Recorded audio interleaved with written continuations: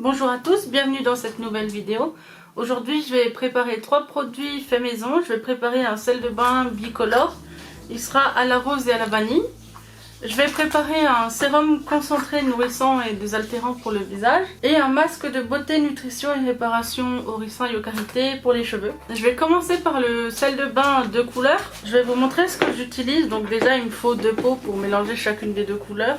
Après je mettrai le tout dans le gros. Il me faut du sel marin comme ça en gros sel. Donc c'est le même que l'alimentaire, 50 centimolidels. Les couleurs à savon, donc j'ai jaune et rouge, mais le jaune il fuit parce qu'il est cassé, donc j'essaie de pas trop mettre mes doigts dessus. Les 2 huiles essentielles à savon, donc c'est vanille et puis rose, classique de chez Reyer et de chez Glorex. Je vais vous rapprocher la caméra, comme ça vous verrez comment je fais. Je vais déjà essayer de verser 50-50 dans les pots.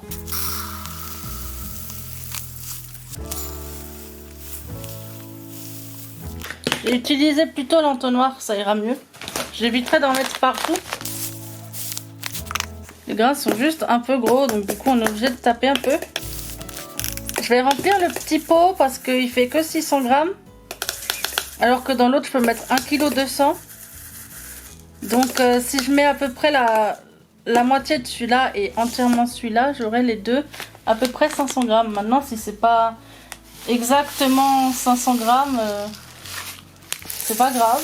Voilà, j'ai la dose de sel. Je vais mélanger maintenant les colorants et les parfums. Je vais commencer par le rouge. Je vais pas en mettre beaucoup parce que sinon ça fait rouge vraiment très très foncé. Je vais mettre genre 5 gouttes. 1, 2, 3, 4, 5. Et encore, je suis même pas sûre que ça suffira. Je vais faire pareil avec le sambon. Je vais mettre environ 10 gouttes. Mettre un peu plus que la couleur pour que ça sente quand même pas mal bon. Maintenant il suffit de mélanger très fort pour que ça aille jusqu'au fond. Au niveau de l'odeur on est bon je pense, mais par contre je vais rajouter un peu de rouge. Voilà, je rajoute 10 gouttes, comme ça ce sera plus foncé. J'espère ne pas avoir fait une bêtise, ne pas en avoir mis trop. Du coup mon chéri qui m'a demandé le sel de bain trouve la couleur bien, mais c'est vraiment léger, on peut faire comme on veut, on peut mettre encore plus. Maintenant, je vais m'attaquer au jaune dans le gros pot. Oups, j'ai failli tacher ma nappe avec la couleur rouge. Pour ce qui est des colorants à savon, je les ai trouvés sur Amazon. C'est la marque Earfun et c'est simplement le Soap Colorant 7. Moi, je voulais vraiment quelque chose de pas cher quand j'ai voulu essayer de faire des savons. Donc j'ai pris le moins cher en fait. Mais je pense que la prochaine fois, je prendrai des plus hautes qualités parce que ça me plaît bien de faire des savons et que... Du coup, ceux-là ont pas une coupeau terrible. Mais c'était pas mal pour commencer. Donc, si vous avez envie de commencer. Du coup, je vais mettre tout de suite les 10 gouttes de vanille et les 15 gouttes de colorant. Comme c'est ce que j'ai fait pour le rose. Et je fais comme avant, je mélange. Voilà, il est beaucoup plus intense le jaune. Mais ça reste pastel. On voit quand même les cristaux de sel et tout. C'est trop beau. Du coup, je vais mélanger les deux. Et comme ça fera un... sel bicolore comme il voudrait mon chéri. Le parfum à la vanille comme ça il sent trop bon. C'est la marque Glorex comme je vous disais avant. C'est la marque qu'on trouve au croquis là. C'est fabriqué en Allemagne. Du coup c'est pas français, mais je trouve ça sympa quand même. Et puis nous comme on habite en Alsace, ça vient de pas loin. Du coup je vais verser la rose dans la vanille. Et voilà ce qu'on obtient. Ah, c'est pas mal. Le mélange odeur rose vanille, c'est pas mal, j'aime bien. Je vais faire sentir à mon chéri vu que c'est pour lui. C'est joli déjà. J'aime beaucoup le mélange de deux couleurs, ça rend bien. Les deux odeurs ressemblent, elles vont super. On s'est un peu inspiré des sels de bain Action, justement comme ça. Ceux, ils sont double couleur, il y a bleu et violet et vert et jaune. Du coup, nous, on a fait jaune et rouge, voilà. Donc pour ce premier produit fait maison. Au passage, je suis désolée si vous entendez ma fille faire le chat ou je ne sais pas quel animal elle essaye d'imiter. Elle joue dans sa chambre, je pense qu'elle se rend pas compte qu'elle fait vachement fort. Je vais commencer le sérum concentré nourrissant et désaltérant. Donc je vais préparer les ingrédients et je reviens. Donc mes ingrédients pour la recette, c'est le flacon comme ça. Normalement c'est un flacon compte-gouttes mais j'en ai plus, donc je mets là-dedans, je me débrouillerai. Le bol inox, de l'aloe vera, de l'huile végétale de jojoba, la crème neutre et l'huile essentielle de bois de haut. Il faut aussi la pipette graduée et le mini fouet. Je vais commencer par mettre le gel d'aloe vera, la crème neutre jeunesse, l'huile végétale de jojoba dans le bol. Ensuite, je viendrai mettre l'huile de bois de haut. Il faut 10 ml d'aloe vera. Ça sent vraiment l'alcool, l'aloe vera de chez Aromazone. Je vais essayer de ne pas vous cacher, donc je vais mettre 10 ml dedans. Voilà. C'est assez facile l'aloe vera à prélever. Ensuite, il me faut les 2 ml de crème jeunesse. Voilà, c'était aussi pas mal facile de la prélever, elle est bien compacte alors ça va, quand il y en a bien dans le pot c'est facile à prélever. Je vais le verser dans l'aloe vera. Je vais verser un petit peu d'huile de jojoba là-dedans pour en prélever juste 2 ml parce que j'ai rien qui prélève juste 2 ml. Donc je vais me débrouiller. Voilà, alors le blanc que vous voyez un peu dans la pipette c'est parce que j'ai utilisé la même que pour la crème. Vu que c'est le même produit et que c'est pas directement dans le tube, c'est pas dérangeant. Je vais reverser le reste d'huile essentielle de jojoba dans le pot pour pas en gâcher. Et puis ensuite il me faut 10 gouttes d'huile de bois de haut, donc c'est ce que je vais faire, je vais les verser. Pas besoin de les doser spécifiquement avec quelque chose celle-là, je vais juste les verser et faire attention qu'il y en ait bien 10. Voilà, c'est bon. Ensuite il suffit de bien mélanger pour que ce soit homogène parce que là tout est séparé. Puis je le verserai dans le flacon. Le mélange sent bon, l'huile de bois de haut, je trouve que ça sent super bon. Ça me rappelle un peu mon fluide de jour à l'aloe vera que j'avais fait au bois de haut avec de la cerise exquise et tout. Du coup avec l'aloe vera ça rend la texture hyper gélatineuse, donc vous voyez, ça va pas être compliqué à mettre dans le flacon gradué. J'ai utilisé mon entonnoir, donc là c'est homogène.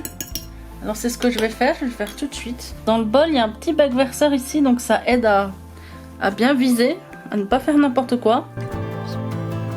Vous voyez, ça coule tout seul, il suffit d'aider un peu les 2 dernières gouttes.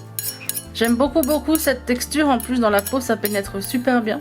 Si c'est à peu près la même texture que le fluide, je pense que je vais adorer ce produit. Mais ça coule pas du tout en dessous, il faut vraiment lui laisser le temps. Je vais l'aider un peu parce que...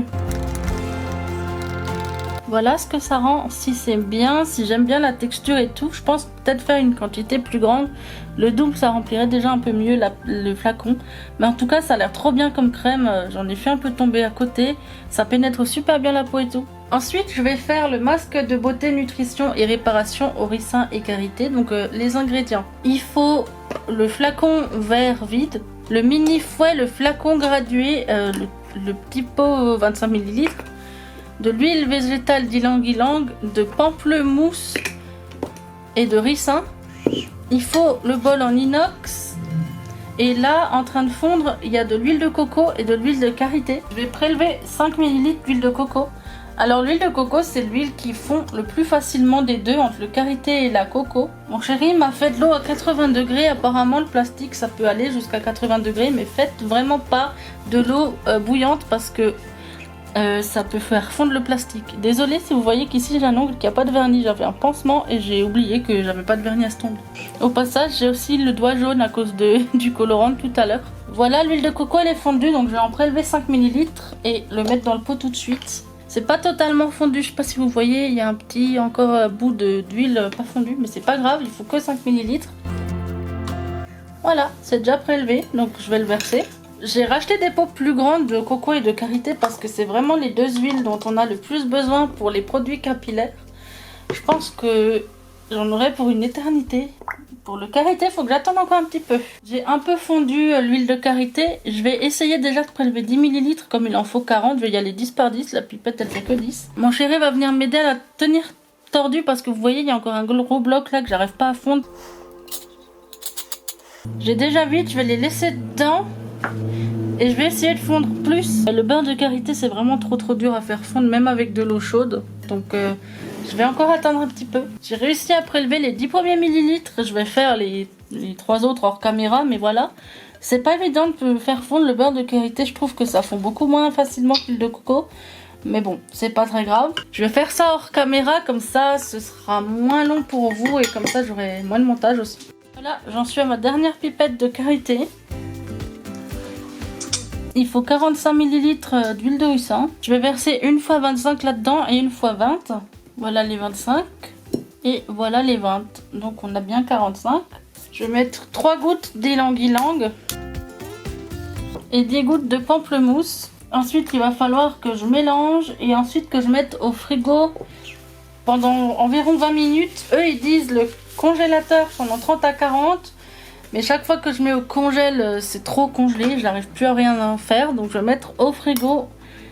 Et je vais vérifier à peu près toutes les 10 minutes. Comme ça, si jamais c'est bon, ben, ce sera pas tout dur. Donc maintenant, je vais mettre ça au frigo et je reviendrai quand ce serait figé. Ne laissez surtout pas ça une demi-heure, 40 minutes au congèle. Je l'ai laissé poser 10 minutes, il est déjà dur. Bon, j'ai mis mon doigt dedans pour voir si c'était complètement dur. Non, ça va. C'est pour ça qu'il y en a un peu là. 10 minutes au frigo, ça suffit, hein. Moi, ça m'a fait ça. Sur les bords, c'est un peu plus dur déjà. Du coup, je vais faire une pâte homogène en touillant. C'est bon, je vais venir verser ça dans le pot. Ensuite, ils disent qu'il faut attendre 12 heures avant de l'utiliser. Je pense que c'est parce qu'il faut que ça durcisse avant de l'utiliser. On ne peut pas l'utiliser comme ça. Donc voilà, c'est pas grave. De toute façon, moi, je compte pas l'essayer ce soir tout de suite. J'ai encore d'autres produits à terminer qui sont faits maison d'ailleurs aussi. Voilà ce que ça donne. Déjà, rien que comme ça, j'adore la texture. Je pense que ça va être super fondant. Ce masque est à faire dans le bain ou dans la douche avant le shampoing. On peut le laisser poser de 1 heure à 1 nuit avant de faire le shampoing. Et si on veut, on peut mettre une serviette chaude sur la tête. Ça aide à faire pénétrer le sang parce que ça ouvre les écailles des cheveux. Moi, je le ferai, je pense, quand je fais des longs bains le soir, poser genre 1 heure ou 1 heure et demie. Je pense que ça peut être aussi utile que faire poser une nuit parce que moi, j'ai toujours peur de tacher mes oreillers. Vous voyez, ça devient déjà plus dur là. Ça bouge déjà plus dans le pot. Il est trop cool, j'ai trop hâte de l'essayer. J'avais déjà fait un autre masque, je vais vous montrer dans le prospectus. Là, j'ai le masque comme ça. Et j'avais déjà fait un autre masque qui était au pamplemousse réparateur comme ça. Et celui-là, je vous avais dit dans mes produits terminés que je l'avais pas du tout aimé. Il était trop bizarre. En fait, il salopait mes cheveux plus qu'autre chose. Mais je pense que celui-là que j'ai fait là sera mieux. Il n'y a pas les mêmes ingrédients. Et la texture, elle est aussi déjà beaucoup mieux. Voilà, donc c'est tout. Je vais venir en face, vous remontrer les produits et vous dire qu'est-ce que j'ai pensé de la fabrication. Voilà, donc j'en ai terminé pour ces 3 petits produits. J'ai fait le sel de bain, mais ça je vous avais déjà montré comment je le faisais avec le sel de bain à la lavande sur ma toute première vidéo fait maison. Là, on voulait essayer le double sel de bain, comme ça, si on arrive à trouver un parfum pour savon au Moneuil, on pourra se faire le même que celui qu'on achète chez Action, mais beaucoup moins cher. En moyenne, il coûte à peu près 75 centimes. Celui que je fabrique contre 3 €, je crois, celui d'Action. Donc c'est déjà pas cher celui d'Action, mais si en plus on peut le faire maison avec des composants qu'on connaît, c'est mieux. Et quand j'aurai fini mes colorants que je vous ai dit que j'avais acheté sur Aromazone, j'en achèterai aussi des mieux composés. Pour ce qui est de l'odeur, ça sent vraiment trop bon. J'ai une préférence pour la rose de chez Rayer, c'est vraiment mon parfum à savon préféré. Si vous faites des savons, des sels de bain, des trucs comme ça, n'hésitez pas à les sentir, ils sont trop bons. Ensuite, j'ai préparé le petit fluide là, hydratant pour le visage. J'ai hâte de l'essayer. Si ça me plaît, comme dit, je ferai une double dose. Comme ça, il peut remplir le flacon. Pas grand chose à dire dessus. J'adore l'odeur du bois de haut. Je trouve que ça fait une odeur vachement naturelle, vachement douce. Et il n'y a pas besoin de parfum dans ce produit en fait. Il sent bon tout seul. Et comme j'ai pas encore testé, je peux pas vous dire vraiment ce que j'en pense. Ensuite, le petit masque. J'ai trop hâte de l'essayer. La texture, elle a l'air de ouf. Elle a l'air trop bien. J'aime bien aussi les petits pots réutilisables de chez Aromazone. Ils sont vraiment faciles à laver. Moi je les mets pas au lave-vaisselle parce que j'ai peur de mélanger s'il y a des restes d'huile essentielle et tout qui sont peut-être toxiques pour l'humain. Mais je sais qu'on peut les mettre au lave-vaisselle si on veut les laver. Sinon il suffit de les mettre dans l'eau chaude et ça enlève tous les produits qu'il y a dedans. Même pas besoin de savon ou quoi. Donc voilà pour ces 3 petits produits. Dedans la texture, je sais pas si vous la verrez, ça fait vraiment un baume. Il est trop bien. Voilà, donc j'ai hâte de vous dire des nouvelles des 2 produits que j'ai fait. Le sel de bain c'est pour mon chéri, donc je lui demanderai si c'était bien. Je vous remercie d'avoir regardé cette vidéo. Désolée, il y a un papillon qui m'a perturbé, un gros, il était énorme, au moins comme ça. Je vous remercie d'avoir regardé cette vidéo. N'hésitez pas à la liker, à la partager et à la commenter. N'hésitez pas non plus à vous abonner à ma chaîne. A bientôt dans la prochaine. Au revoir.